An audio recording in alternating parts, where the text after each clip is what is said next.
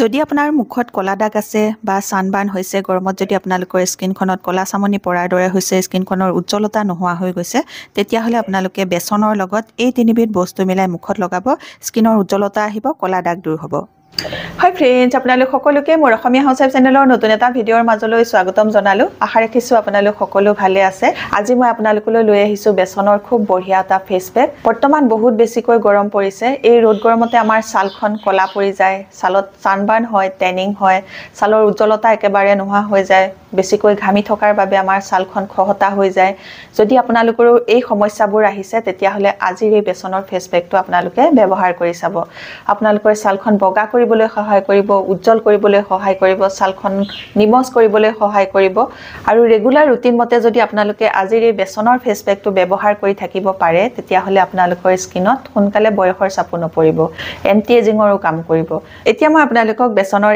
এই ফেস পেকটো বনাই দেখুৱাম আৰু বনাই দেখুৱাৰ আগতে আপোনালোকলৈ এটা ৰিকুৱেষ্ট আছিল আপোনালোকে যদি মোৰ এই ভিডিঅ'টো ভাল পায় ভিডিঅ'টোত এটা লাইক কৰি দিব আৰু এতিয়ালৈকে যদি মোৰ অসমীয়া হাউচৱাইফ চেনেলটো আপোনালোকে সাবস্ক্ৰাইব কৰি লোৱাই নাই সোনকালে সাবস্ক্ৰাইব কৰি ল'ব আৰু ওচৰতে থকা বেল আইকনটো আপোনালোকে প্ৰেছ কৰি দিব তেতিয়া মোৰ আহিবলগীয়া সকলোবোৰ ভিডিঅ' নটিফিকেশন আপোনালোকলৈ সোনকালে যাব আৰু সোনকালে মোৰ ভিডিঅ'বোৰ আপোনালোকে চাবলৈ পাব আজিৰ এই বেচনৰ ফেস পেকটোত থাকিব দুটা স্টেপ প্ৰথম স্টেপটোত আপোনালোকে স্কিনখন ক্লিন কৰিব লাগিব তাৰ পাছত আপোনালোকে বেচনৰ ফেস পেকটো লগাব লাগিব যিকোনো এটা ফেস পেক লগোৱাৰ আগত আমাৰ স্কিনখন ভালকৈ ক্লিন হ'ব লাগে এখন ক্লিন স্কিনতহে ফেস পেক লগাব লাগে এই ক্লিনজাৰটো কি বস্তুৰে কেনেকৈ তৈয়াৰ কৰো চাওঁ বলক গৰমৰ দিনত স্কিনখন ক্লিন কৰিবৰ বাবে খুব বঢ়িয়া এটা ক্লিনজাৰ এতিয়া মই আপোনালোকক তৈয়াৰ কৰি দেখুৱাম তাৰ কাৰণে মই লৈছো এয়া 1 চামুচৰ পৰা 1.5 চামুচ দৈত লেক্টিক এসিড থাকে বাবে আমাৰ স্কিনখন উজ্জ্বল কৰিবলৈ বগা কৰিবলৈ সাফা কৰিবলৈ বহুত বেছিকৈ সহায় কৰে আৰু এতিয়া এই দৈৰ লগতে মই লৈছো 1 চামুচৰ জুখাৰে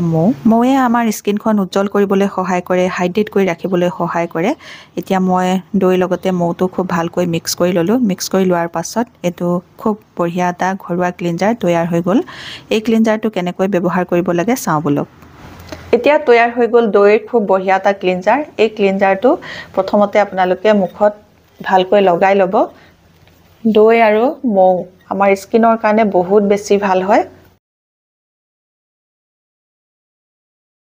লগাই লোৱাৰ পাছত 3 পৰা 4 মিনিট স্কিনখন আপোনালোকে এনেকৈ সাৰ্কুলাৰ মোচনত বা আপাৰ ডাইৰেকচনত স্কিনখন মাসাজ কৰিব এনেকৈ মাসাজ কৰি যদি ক্লিন কৰে তেতিয়া হলে স্কিনত লাগি থকা যিবোৰ লেতেৰা ধুলিবালি সেইবোৰটো সাফা হ'বই আৰু লগতে স্কিনৰ নোমৰ গুৰিত যিবোৰ লেতেৰা জমা হৈ আছে বা আমাৰ স্কিনৰ ভিতৰ লেয়াৰত যিবোৰ লেতেৰা প্ৰদূষণ জমা হৈ থাকেগে সেই লেতেৰাবোৰ ডিপ ক্লিন হ'বলৈ সহায় হ'ব মাসাজ কৰি থাকুতে যদি হাতটো শুকাই যায় তেতিয়া হলে আকৌ অকনমান মুখত এনেকৈ লগাই ল'ব লগাই লৈ আকৌ পুনৰ মাসাজ কৰিব এনেকৈ স্কিনখনত মাসাজ কৰিলে স্কিনত ব্লাড সাৰ্কুলেশন হয় আৰু স্কিনত যদি ব্লাড সাৰ্কুলেশনটো ভাল হৈ থাকে তেতিয়া হলে আমাৰ স্কিনত সোনকালে বয়সৰ চাপ নপৰে স্কিনখন টাইট হৈ থাকিবলৈ ইয়ং হ'বলৈ সহায় হয়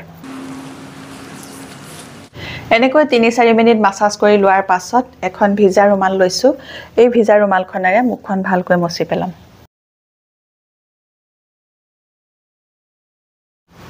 এতিয়া মই স্কিনখন মচি ললো মচি লোৱাৰ পাছত মোৰ স্কিনখন চুই ভাল লাগি গৈছে খুব ধুনীয়াকৈ সাফা হৈ গৈছে উজ্জ্বল হৈ গৈছে আৰু স্কিনখন নিমজ হৈ গৈছে ইয়াৰ পাছত মই এতিয়া আপোনালোকক বেচনৰ ফেস পেকটো বনাই দেখুৱাম কেনেকৈ বনাও চাওঁ বলক স্কিনখন গ্লো কৰিবলৈ উজ্জ্বল কৰিবলৈ কলা দাগ দূৰ কৰিবলৈ সানবাৰ্ণ দূৰ কৰিবলৈ বেচন বহুত বেছি ভাল হয় এতিয়া মই আপোনালোকক এই বেচনেৰে খুব বঢ়িয়া এটা ফেস পেক বনাই দেখুৱাম আৰু তাৰ কাৰণে মই লৈছো এয়া 1 চামুচৰ জুখাৰে বেচন ইয়াৰ পাছত মই বেচনৰ লগত মিক্স কৰিম বিলাহীও আমাৰ স্কিনখন উজ্জ্বল কৰিবলৈ বহুত বেছিকৈ সহায় কৰে আৰু ৰেগুলাৰ যদি আপোনালোকে বিলাহী স্কিনত লগাব পাৰে তেতিয়া হলে আপোনালোকৰ স্কিনত কম বয়সতে বয়সৰ চাপ নপৰিব বলিৰেখা দূৰ হ'ব আৰু এতিয়া মই বিলাহীটো কাটি ললো কাটি লোৱাৰ পাছত এতিয়া মই এটুকুৰা এনেকৈ পিহি লম অলপ আৰু এটুকুৰা মই থৈ দিছো পিছত ব্যৱহাৰ কৰিম বেচনৰ লগত বিলাহী মিক্স কৰি লগোৱাটো বহুত বেছি ভাল হয় তৎক্ষণাত আপোনালোকৰ স্কিনৰ কলা দাগ দূৰ কৰিব স্কিনখন উজ্জ্বল কৰিবলৈ বগা কৰিবলৈ বহুত বেছিকৈ সহায় কৰিব লগতে এন্টি এজিংৰো কাম কৰিব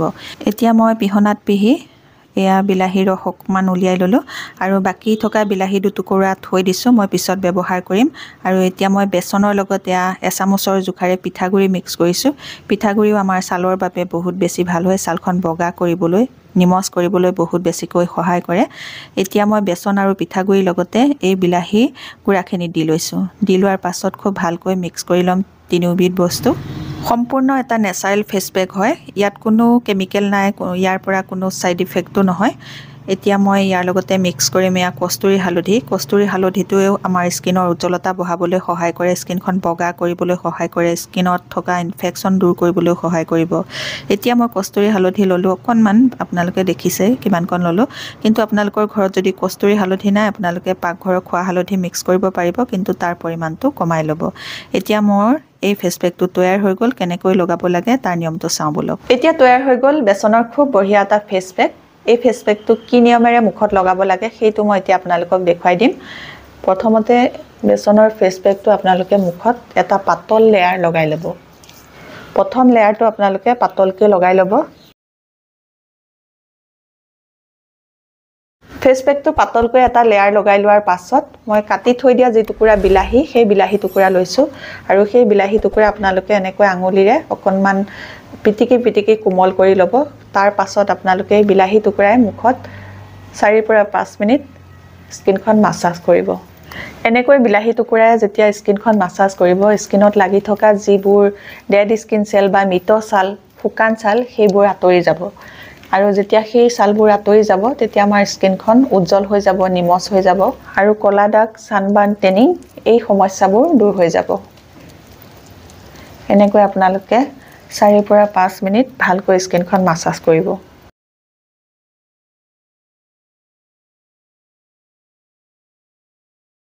এনেকৈ বিলাহীৰে 4-5 মিনিট মাছাজ কৰি ল'ব। মাছাজ কৰি লোৱাৰ পাছত আপোনালোকে বাকী যিখিনি ফেচ পেক থাকি গ'ল, সেই ফেচ পেকখিনি এটা ডাঠ প্ৰলেপ ইয়াৰ ওপৰতে আকৌ এবাৰ লগাই দিব। এনেকৈ ডাঠকৈ 2 নম্বৰ প্ৰলেপটো লগাই দিলে স্কিনত এই ফেচ পেকটো বেছি সময়ৰ কাৰণে লাগি থাকিব, সোনকালে শুকাই নাযাব।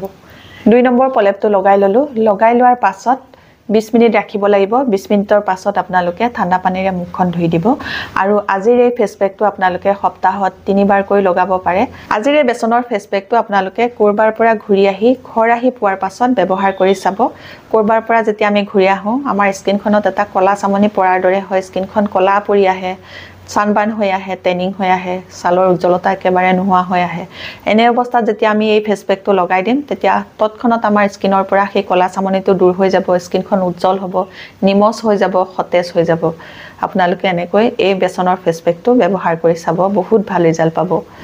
আজিৰ এই ভিডিঅ'টোত মই আপোনালোকক বেচনৰ খুব বঢ়িয়া এটা ফেচ পেক দেখুৱালোঁ। আপোনালোকে নিশ্চয় এই বেচনৰ ফেচ পেকটো ভাল পাইছে। যদি ভাল পাইছে তেতিয়াহ'লে মোৰ ভিডিঅ'টোত এটা লাইক কৰি দিব।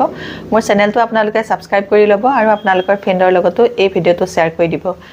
আজিৰ এই ভিডিঅ'টো মই ইমানতে সামৰিম। নতুন এটা ভিডিঅ'ৰ সৈতে, নতুন এটা বেলেগ টিপছৰ সৈতে আপোনালোকৰ মাজলৈ আকৌ আহিম। তেতিয়ালৈকে নমস্কাৰ, আজিলৈ আহোঁ।